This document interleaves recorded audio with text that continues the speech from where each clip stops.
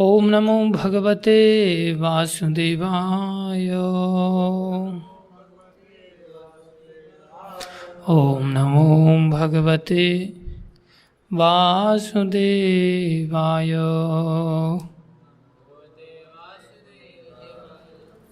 ओम नमो भगवते वासुदेवाय।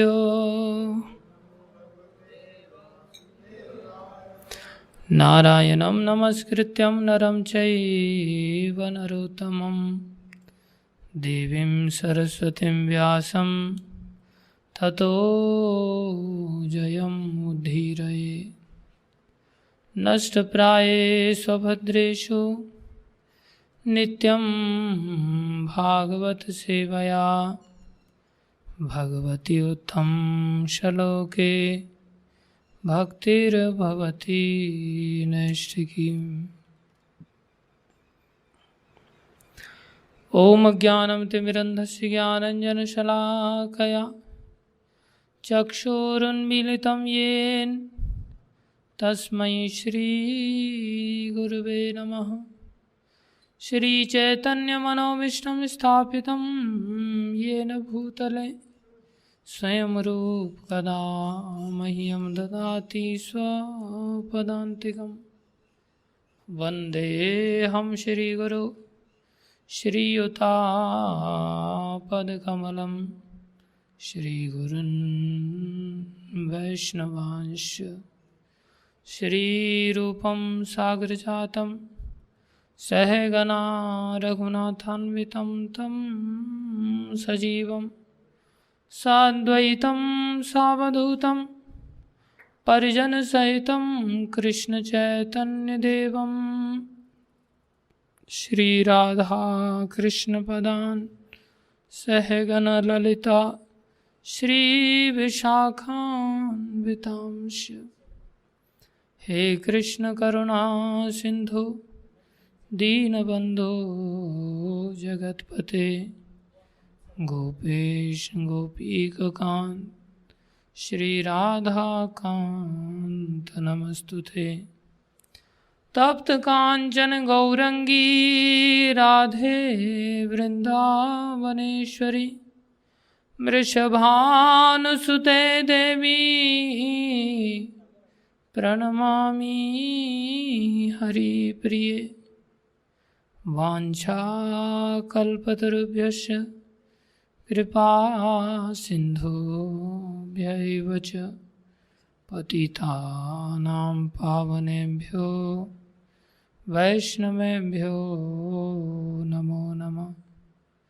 जय श्री कृष्ण चैतन्य प्रभो नित्यानंद श्री अद्वैत गदाधर शिवासादि गौर भक्तवृंद। हरे कृष्ण कृष्ण कृष्ण हरे हरे, हरे राम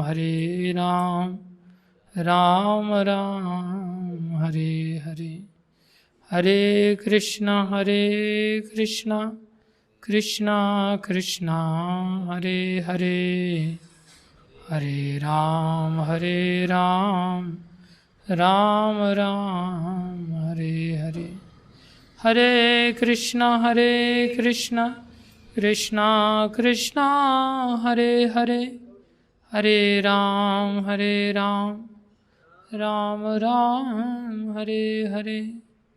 गुरुवे गौरचंद्राय राधिकाय तदालये कृष्णाय कृष्ण भक्ताय तद्भक्ताय नमो नमः। हरे कृष्णा। आप सभी भक्तों का हार्दिक अभिनंदन है, स्वागत है। गुरु वैष्णवों की दया से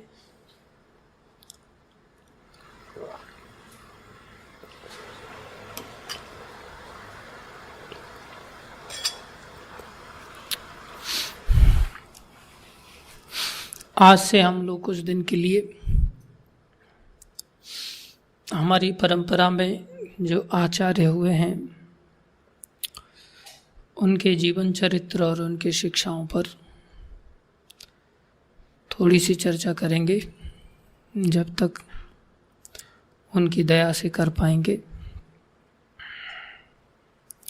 इसलिए आप सभी भक्तों से निवेदन है, कृपा करके इन चर्चाओं को ध्यान से सुने और जीवन में धारण करें।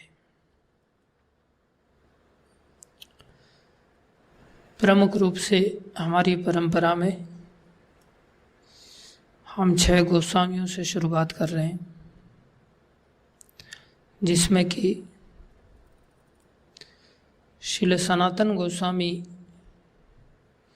बड़े भाई हैं और श्रील रूप गोस्वामी छोटे भाई हैं। लेकिन छोटे भाई श्रील रूप गोस्वामी पहले भगवान की भक्ति में आए, इसलिए साधु समाज उनका नाम पहले लेता है। कोई भी व्यक्ति भक्ति में यदि पहले आ जाए, चाहे वो छोटा सा बालक ही क्यों नहीं है, वो बड़ा बन जाता है। और कोई बूढ़ा व्यक्ति यदि देर से आए तो साधु समाज में उसका नाम बाद में लिया जाता है। इसी प्रकार श्रील रूप गोस्वामी, सनातन गोस्वामी, गोपाल भट्ट गोस्वामी, श्रील जीव गोस्वामी, रघुनाथ दास गोस्वामी, रघुनाथ भट्ट गोस्वामी, इन सभी के चरित्र का वर्णन इनके भक्ति मार्ग में कौन पहले आए उनके आधार पर ही किया जाएगा। हालांकि ये सभी अवतारी पुरुष हैं, साधारण नहीं है। एक साधारण मेरे जैसा व्यक्ति इनके चरित्र का क्या वर्णन कर सकता है। हमारी तो कोई योग्यता नहीं है, और कहाँ ये आचार्य हैं साक्षात।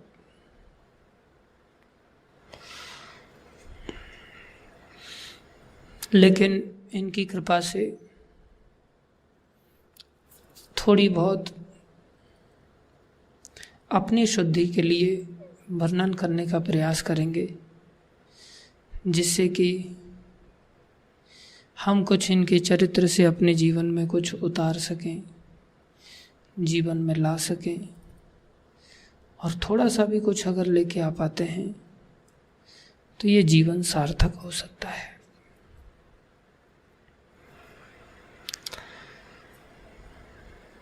भगवान श्री कृष्ण जब इस धराधाम पर प्रकट होते हैं, आज से 5,500 वर्ष पूर्व, तो उन्होंने यहाँ पर अपने पार्षदों के साथ, ब्रजवासियों के साथ बड़ी मधुर मधुर लीलाओं का आस्वादन किया। प्रमुख रूप से राधा रानी के साथ। राधा रानी क्या है? राधा रानी कौन है? भगवान की शक्ति है। जैसे हम लोग कौन हैं? हम भी भगवान की शक्ति हैं। दुर्गा देवी कौन है? वो भी भगवान की शक्ति है। तो भगवान अलग अलग शक्तियों का विस्तार करते हैं, अलग अलग प्रयोजन के हेतु। और ये सब भगवान की शाश्वत शक्तियां हैं। जैसे हम सनातन जीव हैं, ऐसा कोई समय नहीं था कि हमारी किसी समय में उत्पत्ति हुई हो या किसी समय में हमारा नाश हो जाए। हम सनातन हैं, जो कि तटस्थ शक्ति के रूप में जाने जाते हैं। ऐसे ही भगवान की समस्त शक्तियां सनातन हैं, क्योंकि भगवान स्वयं में सनातन है। ऐसे ही दुर्गा देवी को भगवान की बहिरंग शक्ति कहते हैं, और राधा रानी को कौन सी शक्ति कहते हैं? अंतरंग शक्ति कहते हैं। अंतरंग शक्ति के साथ साथ इनको आह्लादनी शक्ति भी कहा जाता है। कौन सी शक्ति? आह्लादनी शक्ति। तो भगवान आह्लादनी शक्ति से क्या प्राप्त करते हैं?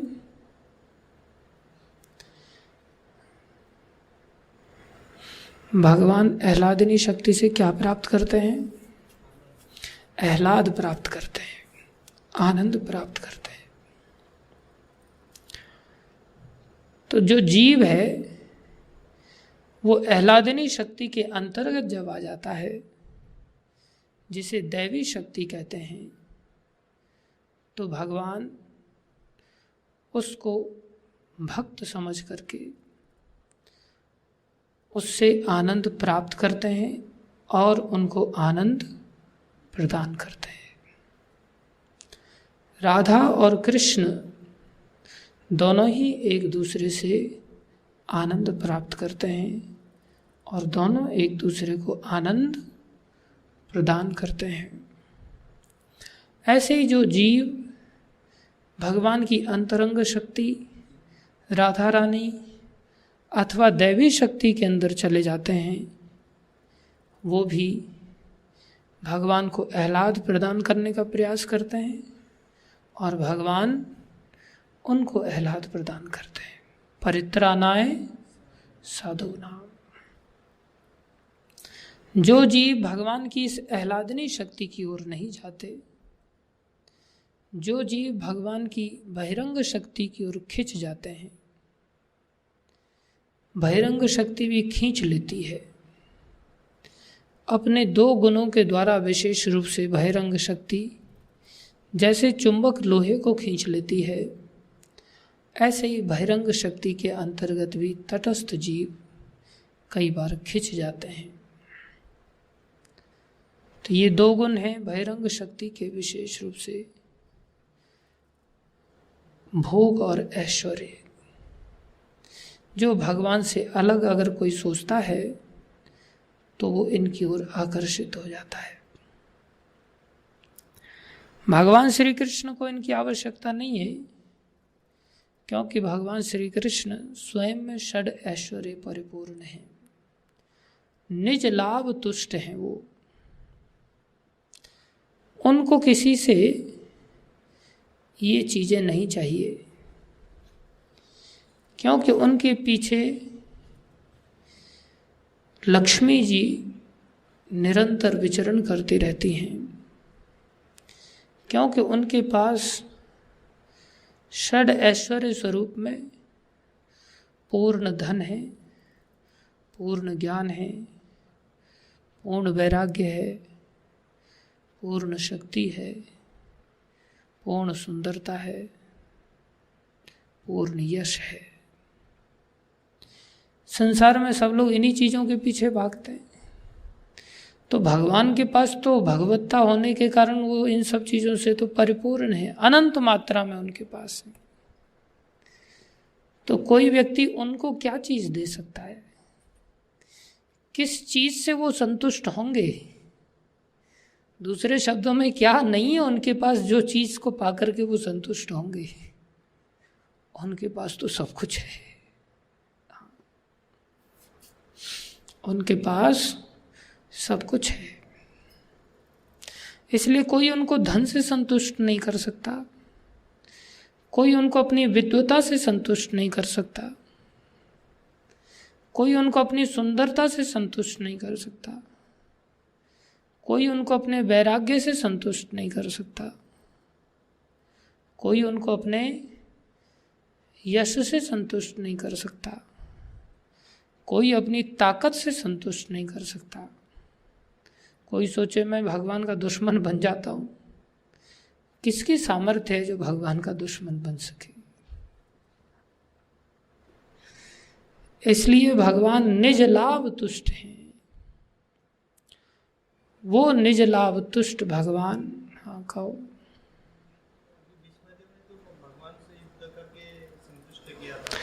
वो तो उनकी भक्ति थी, दुश्मनी नहीं थी। भक्ति में फिर कुछ भी करो।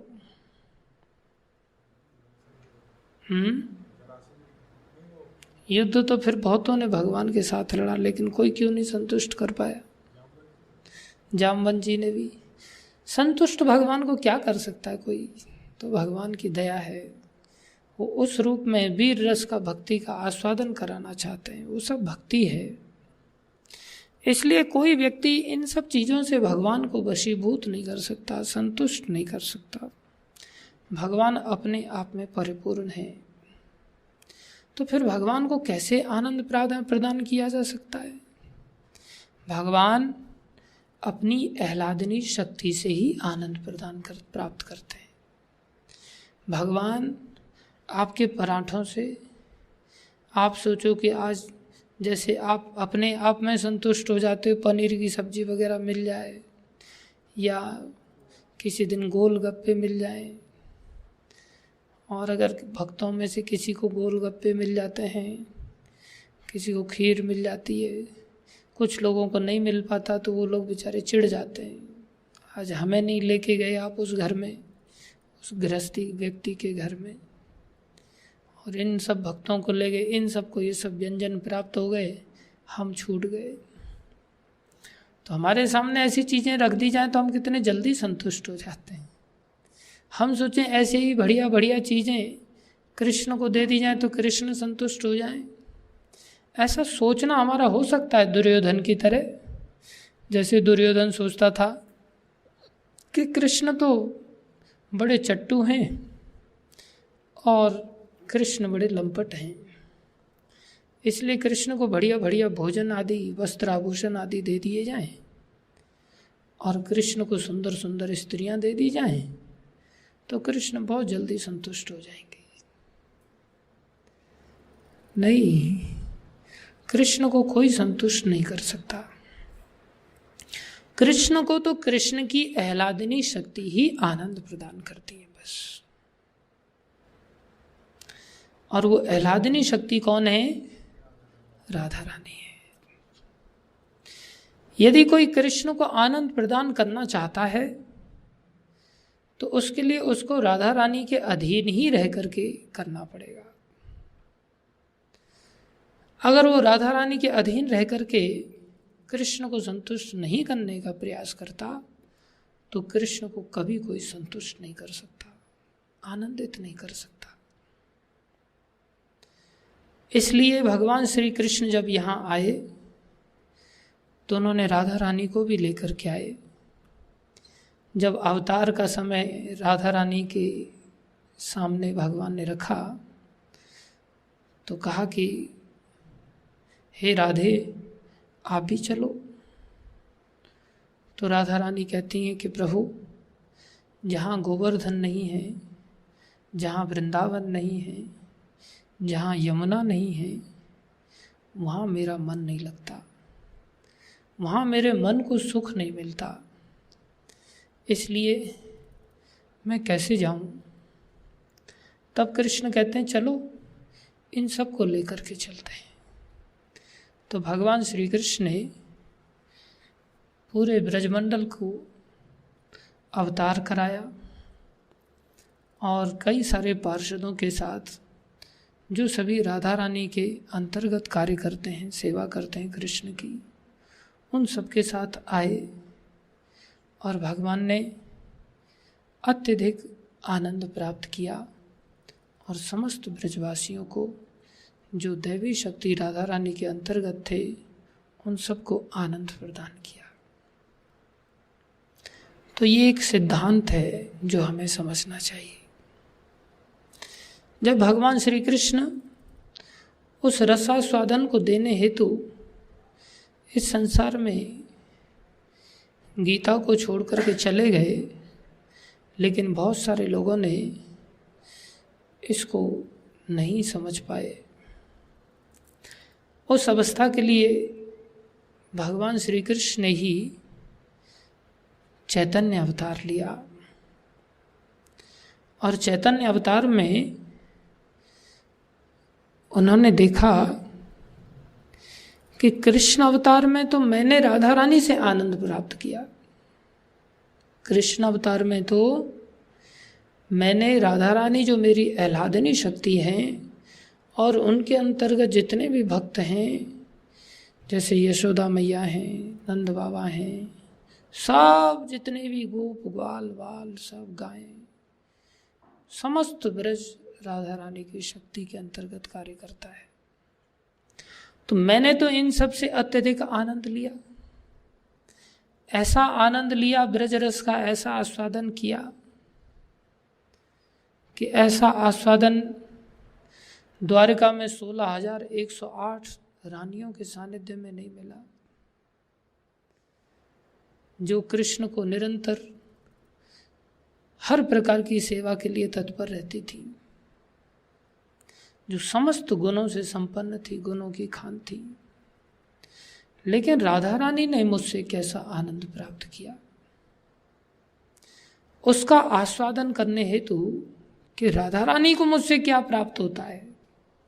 जैसे राधा रानी आह्लादनी शक्ति हैं, वैसे ही कृष्ण आनंद घन है। कृष्ण क्या है? आनंद घन है।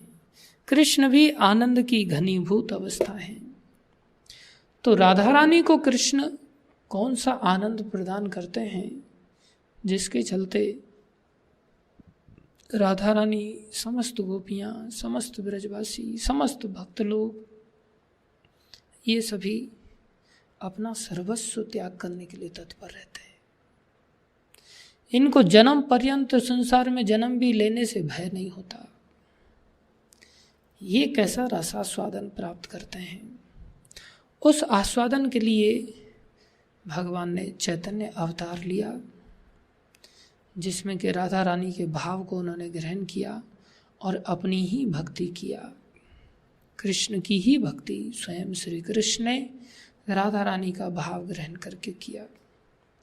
और जब वो आनंद प्राप्त किया तो उस आनंद में इतना आनंद भगवान ने अनुभव किया कि कृष्ण अवतार में तो भगवान ने जो राधा रानी से वो आनंद प्राप्त कर रहे थे, उस आनंद का आस्वादन कराने हेतु संसार के जीवों को उन्होंने आमंत्रित किया और कहा कि तुम समर्पण करो और तुम भी ऐसी भक्ति का आस्वादन कर लो। सर्वधर्मान परित्यज्य मामेकम शरणं व्रज अहम त्वाम सर्व पापेभ्यो मोक्षयिष्यामि मा शुचः।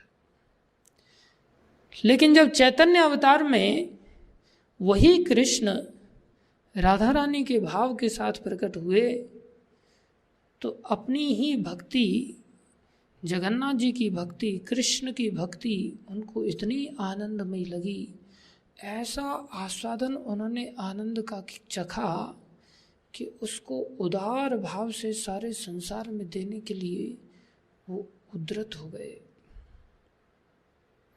और उन्होंने सोचा बिना किसी अधिकारी के कोई इसके लिए योग्य है या योग्य नहीं है, ये सब के लिए रस का आस्वादन करने के लिए दरवाजा खोल देना चाहिए।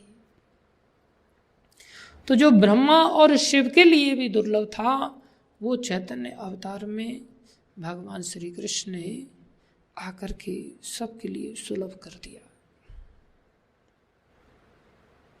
और सबको देने के लिए उतावले हो गए।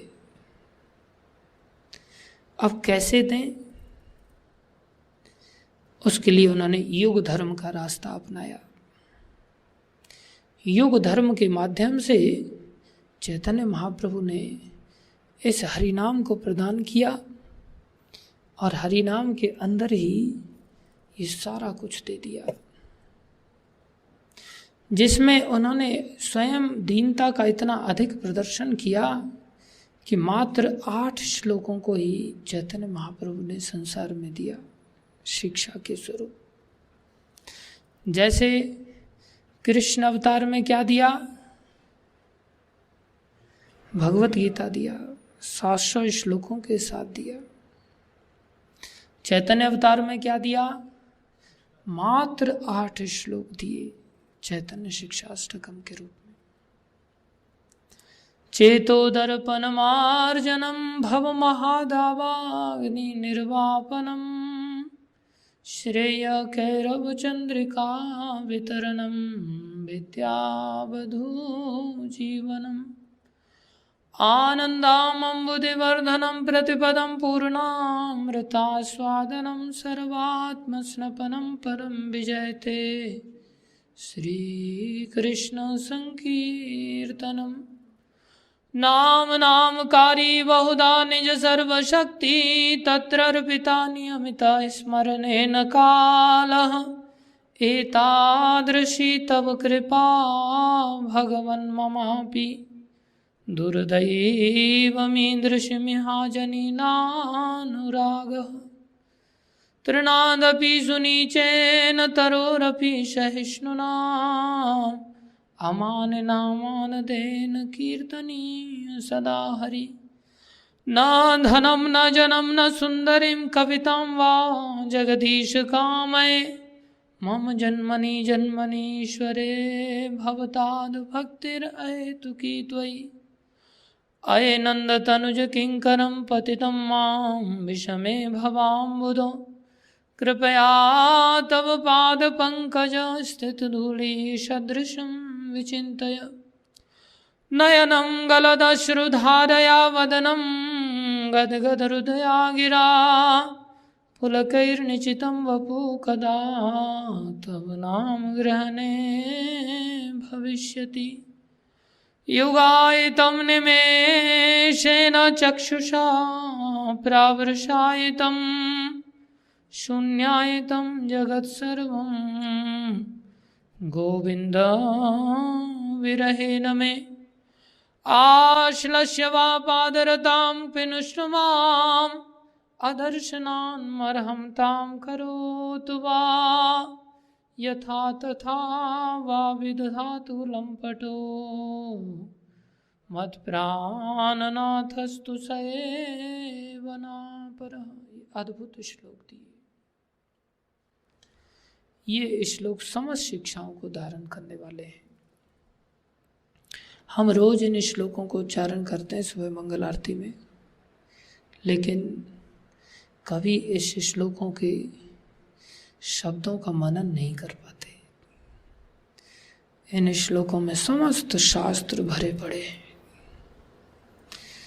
तो चैतन्य महाप्रभु ने युग धर्म के रूप में हरिनाम संकीर्तन दिया और सारा रस सारा भक्ति इस हरिनाम के अंदर भर दिया और इस हरिनाम को समझने के लिए समझाने के लिए ये 8 श्लोक दिए। और हम सभी कलयुग के जीव जो कि मंद सुमंद मतयो मंद भाग्य उपाद्रता अत्यधिक मंद हैं, गए गुजरे हैं, हमारे लिए इसे और सुलभ बनाने के लिए चैतन्य महाप्रभु ने अपने पार्षदों के माध्यम से इसको विस्तारित कराया। और उन पार्षदों में ही ये 6 गोस्वामी आते हैं।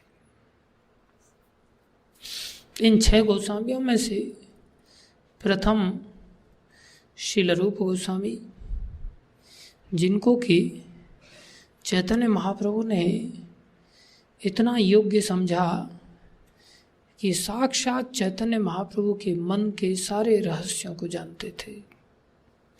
इसलिए इनके बारे में कहा जाता है, श्री चैतन्य मनोभीष्टम स्थापितम येन भूतले स्वयं रूप कदा मह्यम ददाति स्वपदान्तिकम्।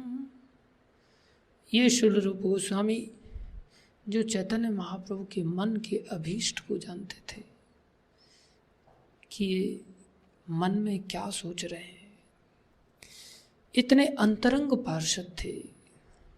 कोई भी व्यक्ति किसी भी व्यक्ति के मन की बात को सहज रूप से नहीं समझ सकता। आजकल कलयुग में तो विशेष रूप से ये बहुत कठिन है। सामने वाला सोचता कुछ है और दूसरा व्यक्ति समझता कुछ और है। इसको कहते हैं मिसअंडरस्टैंडिंग।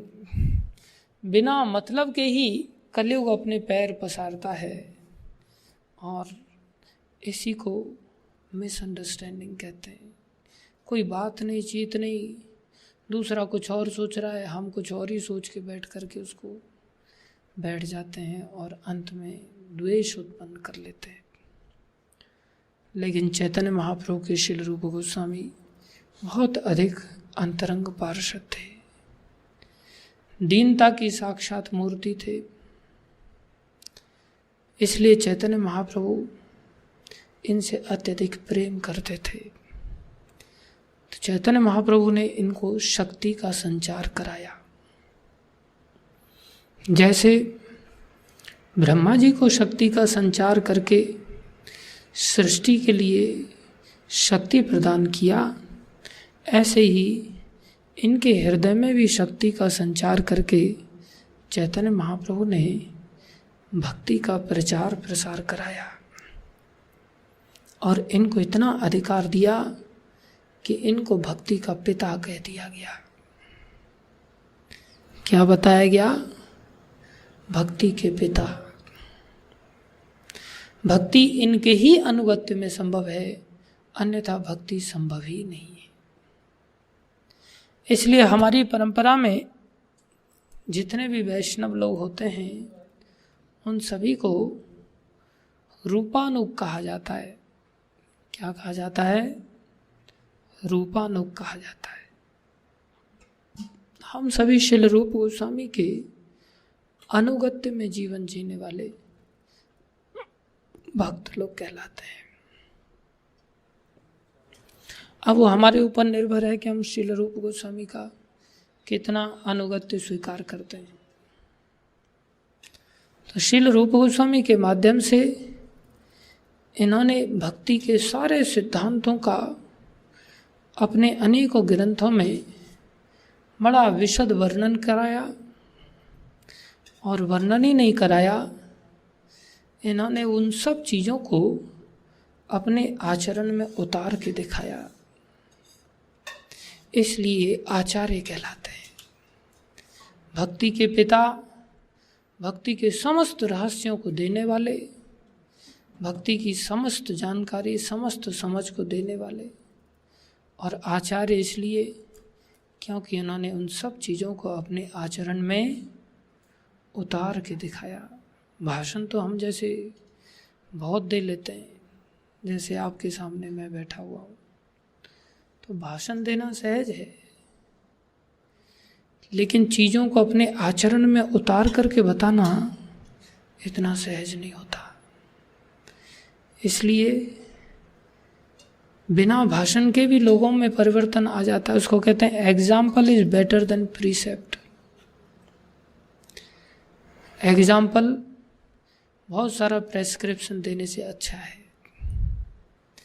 तो हम बहुत लंबा भाषण दें, उससे अच्छा है हम अपने जीवन में एक क्रिया को उतार के दिखा दें।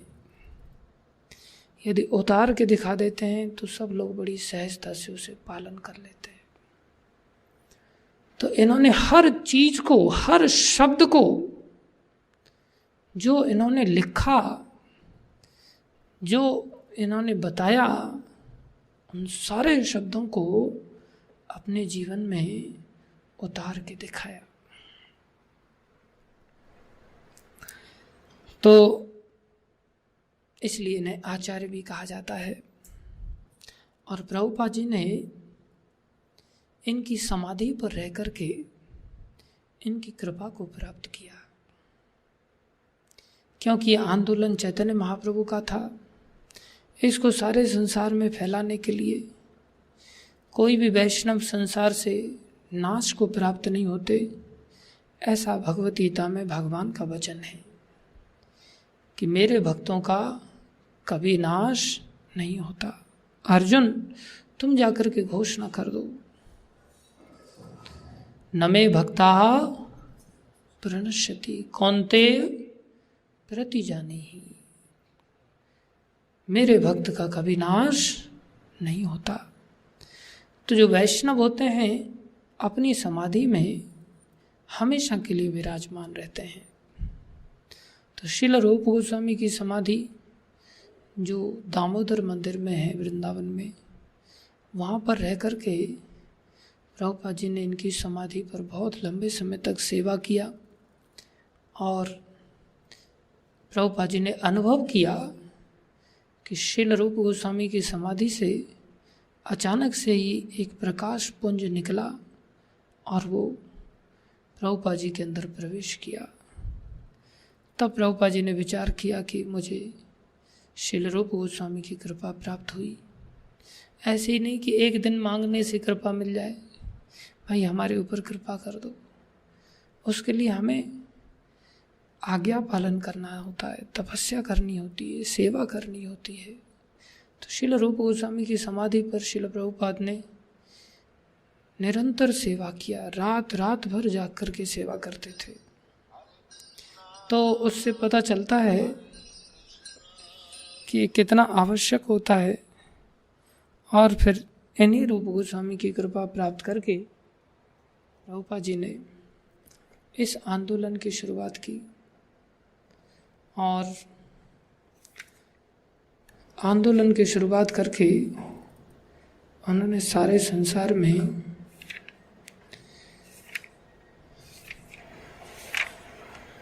भगवान का जो संदेश था भगवत गीता यथारूप का, उसे सारे संसार में फैलाया। इसलिए हम सभी को प्रभुपाद जी का ऋणी होना चाहिए और साथ में ही श्रील रूप गोस्वामी प्रभुपाद का, जिन्होंने इस संसार में चैतन्य महाप्रभु की साक्षात कृपा को अपने ग्रंथों के माध्यम से, अपने जीवन चरित्र के माध्यम से हम सभी को वितरित कराया। तो श्रील रूप गोस्वामी कौन हैं, कैसे अचानक से इनका इतना महिमा का गान किया गया, कैसे ये इतने महिमा मंडित हुए, थोड़ा सा इनका शारीरिक बैकग्राउंड समझने का प्रयास करते हैं। ये मुख्य रूप से इनके पूर्वज कर्नाटक के निवासी थे। कर्नाटक के निवासी में कोई साधारण परिवार में नहीं थे, इनके पूर्वज राजा थे।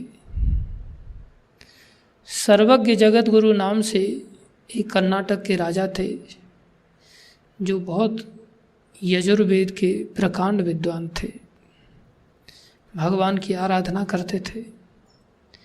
इन्हीं के ही वंश में आगे चल कर के एक अनिरुद्ध नाम के बालक उत्पन्न हुए और अनिरुद्ध जी भी, ये भी बड़े अच्छे वैष्णव थे। इनके 2 संतानें हुई, एक हरिहर नाम का बालक हुआ जो छोटा था और एक रूपेश्वर जी थे, ये बड़े पुत्र थे अनिरुद्ध जी के। हरिहर ये सभी जो सैन्य विद्या होती है उसमें निपुण थे और रूपेश्वर जी ये बड़े शास्त्रों के ज्ञाता महान भक्त थे। अनिरुद्ध जी का जैसे ही निधन हुआ, हरिहर जी ने शासन करना आरंभ किया जो छोटे थे, और रूपेश्वर जी ने वहाँ से वो स्थान छोड़ दिया और बंगाल आ गए। रूपेश्वर जी के ही आगे चल कर के वंश में एक बालक उत्पन्न हुए कुमारदेव, और कुमारदेव के ही कई संतानें थी और कई संतानों में ये 3 प्रमुख संतानें प्रसिद्ध हुई, अमर और संतोष और वल्लभ। ये 3 संतानें प्रमुख थीं। यही 3 संतानें रूप, सनातन और अनुपम के नाम से प्रसिद्ध हुई। तो कुमारदेव जी अपने परिवार में थोड़ा सा झगड़ा या अनबन होने के कारण बांग्लादेश चले गए और बांग्लादेश में ही उनकी इन संतानों का उन्होंने पालन पोषण किया। ये प्रकांड विद्वान थे। बांग्लादेश रहते हुए ही विचरण करते थे ये। तो एक बार इनकी भेंट हुसैन शाह से हुई। ये हुसैन शाह एक छोटा सा बालक था और ये मुसलमान बालक था। उस समय बंगाल पर राज्य करते थे सुबुद्धि राय। ये भी बड़े धर्मात्मा वैष्णव थे। सुबुद्धि राय के अंतर्गत ये बालक नौकरी करता था, नौकर था। तो इनकी भेंट रूप सनातन से हुई। ये ज्योतिष के आचार्य थे। इन्होंने इसको देखते ही कह दिया, आने वाले समय में तुम इस देश के राजा बनोगे। तो ये बड़ा आश्चर्य में डूब गया, मैं तो नौकर हूं, राजा कैसे बनूंगा। और ये नौकर बहुत ज़्यादा चरित्रवान नहीं था। इसने सुबुद्धि राय के यहाँ बहुत बड़ी चोरी किया, लेकिन सुबुद्धि राय इतने परम वैष्णव थे कि उन्होंने इसकी चोरी को एक कोड़ा मार करके क्षमा कर दिया था। एक कोड़े का दंड दिया था बस। इसलिए अपने आप को सुबुद्धि राय का बहुत ऋणी समझता था ये। और फिर सारे ही संसार में मुसलमानी शासन फैलने लगा और फिर बंगाल में भी मुसलमानों ने अपने प्रतिनिधि के रूप में इसी को राजा बना दिया और सुबुद्धि राय को पदच्युत कर दिया। और नवाब हुसैन शाह वहाँ का बादशाह बन गया। नवाब हुसैन शाह इनकी विद्वता से प्रसिद्ध था, जानता था। इसलिए नवाब हुसैन शाह ने इनको ये देख करके कि ये भविष्यवेत्ता हैं, ये मेरे शासन को बहुत अच्छी तरह से चला पाएंगे, मैं तो मूर्ख हूँ, मेरे को तो कोई अकल है नहीं। इन दोनों भाइयों को जबरन बुला लिया और धमकाया कि यदि आप मेरे शासन व्यवस्था में सहयोग नहीं करोगे तो मैं हिंदुओं का, वैष्णवों का धर्म भ्रष्ट करूँगा, उनकी हत्याएं करूँगा, अत्याचार करूँगा, मंदिरों को ध्वस्त करूँगा। तब इन्होंने समाज की भलाई के लिए इसके यहाँ पर सेवा को स्वीकार किया। और सेवा कोई साधारण नहीं थी। इनमें से जो रूप गोस्वामी थे उनको फाइनेंस मिनिस्टर बनाया और सनातन गोस्वामी को प्राइम मिनिस्टर बनाया गया। सनातन गोस्वामी को दबीर खास और रूप गोस्वामी को साखर मल्लिक, ये उस समय की प्राइम मिनिस्टर और फाइनेंस मिनिस्टर की उपाधियों के नाम होते थे। तो सनातन गोस्वामी का क्या नाम रख दिया गया? दबीर खास, मतलब खास दबीर जो है मंत्रिमंडल के, प्राइम मिनिस्टर। और इनको कहा आप मेरे बिल्कुल भाई की तरह हो, वास्तव में शासन तो आप ही कर सकते हो, मेरे अंदर तो सामर्थ्य है ही नहीं, मुझे आप लोगों पर पूर्ण विश्वास है। और इस प्रकार से इनको राजा बना दिया गया। मूलतः ये कर्नाटक में, दक्षिण भारत में, सारस्वत ब्राह्मण परिवार में भारद्वाज कुल के अंतर्गत प्रकट हुए थे। भारद्वाज ऋषि के वंशज थे। ये एक सांसारिक दृष्टि से शरीर का इनका परिचय दिया गया है, बल्कि ये तो राधा रानी के ही अंतर्गत सेवा करने वाली मंजरियां हैं। ये भगवान के नित्य लीला के पार्षद हैं। चैतन्य महाप्रभु के पार्षद हैं। तो ये परम भक्त बचपन से ही हैं, परम विद्वान हैं, बचपन से ही भविष्य वेत्ता हैं, भूत वर्तमान भविष्य सब जानते हैं, और राजघराने से आए हैं, और फिर से कैसी पोजीशन प्राप्त हुए?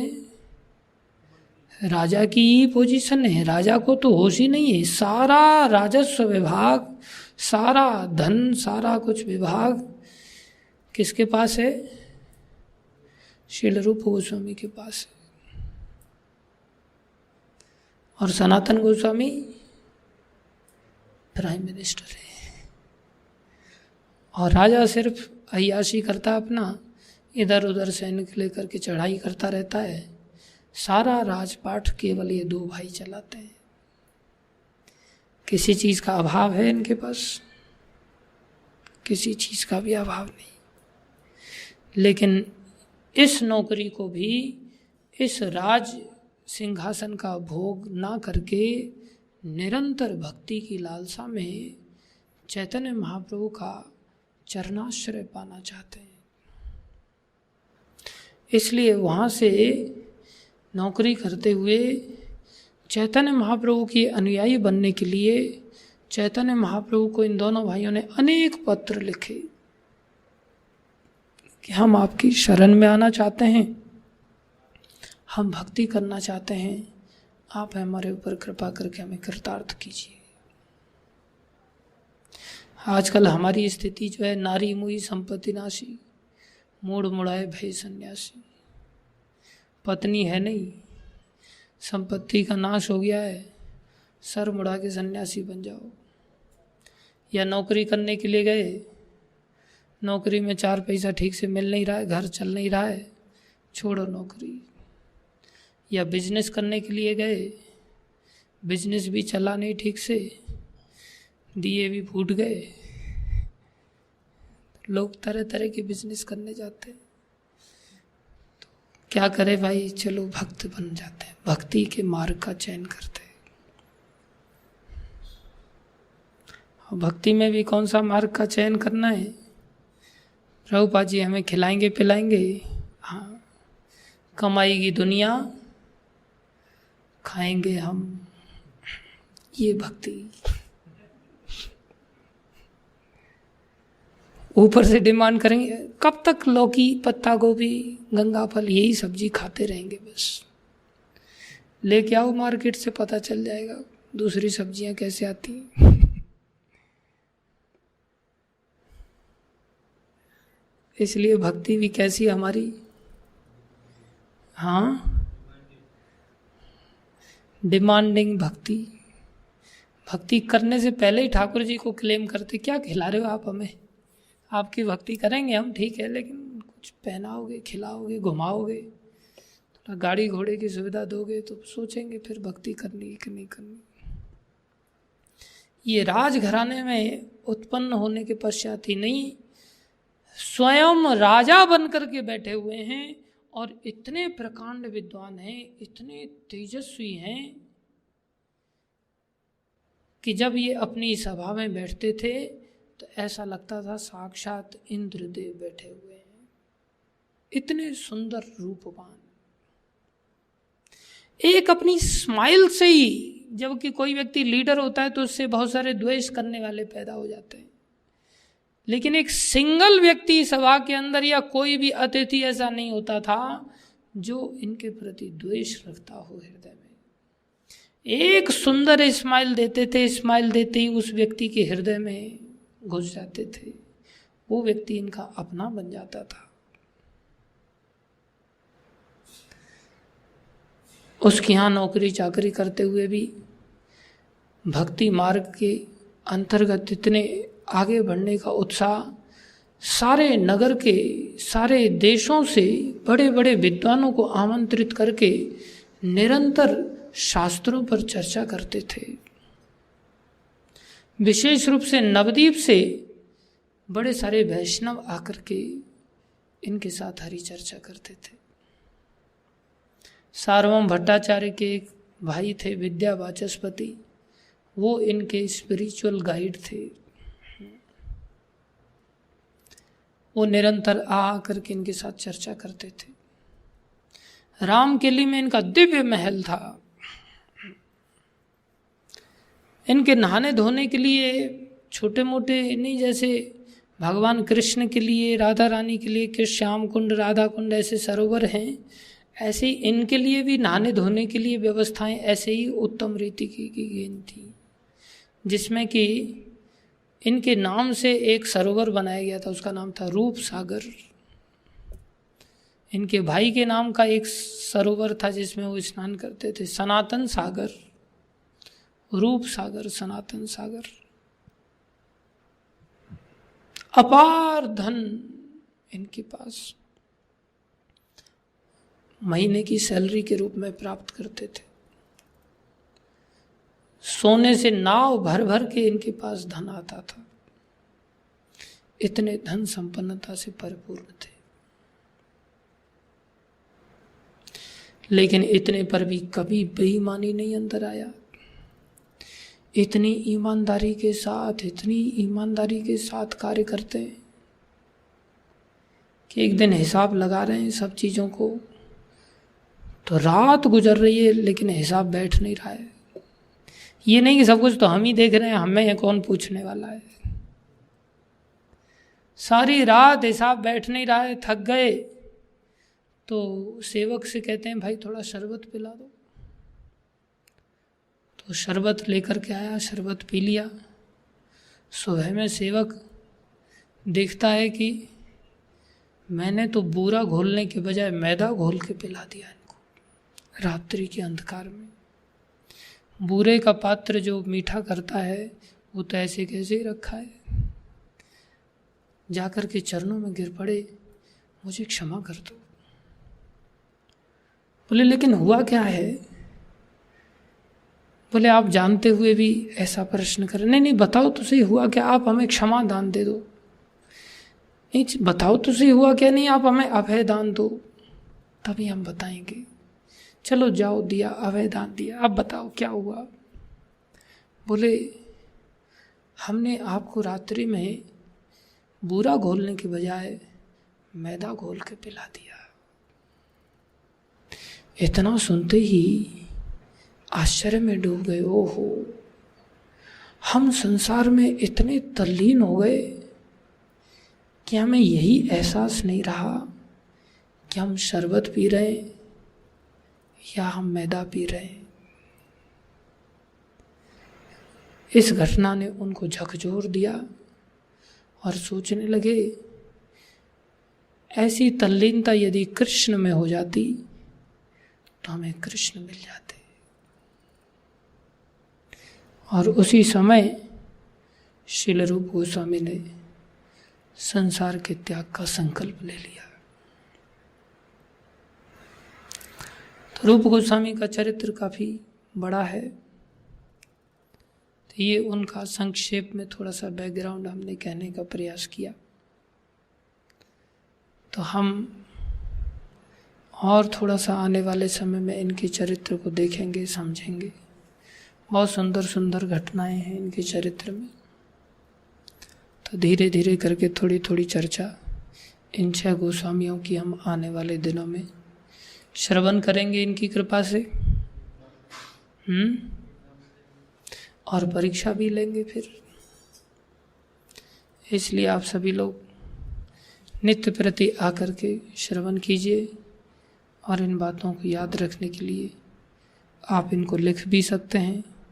ऑनलाइन वालों के लिए भी परीक्षा हो जाएगी, उनको भी परीक्षा पत्र दे दिया जाएगा। तो सारी बातों का आप सभी ध्यान से सुनिए और इनके कृपा पात्र बनिए। धन्यवाद आप सभी भक्तों का। श्रील रूप गोस्वामी प्रभुपाद की जय। जगत गुरु श्रील प्रभुपाद की जय। श्री गुरु महाराज की जय। अनंत कोटि वैष्णव वृंद की जय। आप सब भक्तों की जय।